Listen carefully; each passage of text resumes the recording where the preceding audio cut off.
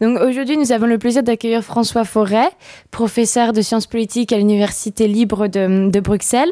Donc bonjour François Forest. Nous vous remercions d'avoir choisi ESPOL pour présenter votre ouvrage qui s'intitule Religion and Politics in the European Union. Donc tout d'abord, dès l'introduction de votre ouvrage, vous soulignez une réémergence du religieux, notamment au sein du débat européen. Donc quel est le facteur majeur selon vous qui peut expliquer un tel regain ? Je crois qu'il y a deux éléments. Disons, il faut aller en largeur et en profondeur. D'abord, le fait que l'Union européenne a des compétences de plus en plus diversifiées, donc touche de plus en plus de matières. Certaines de ces matières sont ou directement ou indirectement en lien avec le religieux. On parle d'identité, de mémoire, d'enjeux éthiques. Donc c'est une explication par la bande. Et puis il y a aussi un questionnement sur la nature même de l'Union européenne, illustré par le défunt processus constitutionnel au début du XXIe siècle. Quand l'Europe voulait se doter d'une constitution, c'était une réflexion sur sa nature de communauté politique. Quand on parle des racines d'une communauté politique, on parle du religieux. D'accord, merci. Donc, deuxième question, donc là c'est à propos des réfugiés. Selon vous, quel est l'impact de l'Union européenne sur leur intégration au niveau national ? Aucun, si nous parlons des réfugiés.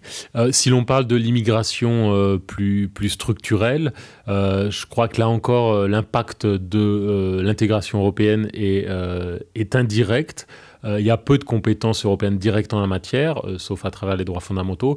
Par contre, le niveau européen, l'arrière-plan européen, contribue à une réécriture des identités nationales plus plurielles, plus ouvertes. Et c'est en ça que le contexte de l'intégration des immigrants change.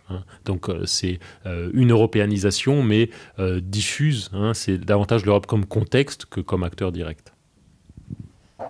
D'accord. Ensuite, vous avez donc dans vos ouvrages parlé de l'importance des lobbies religieux, surtout aux États-Unis.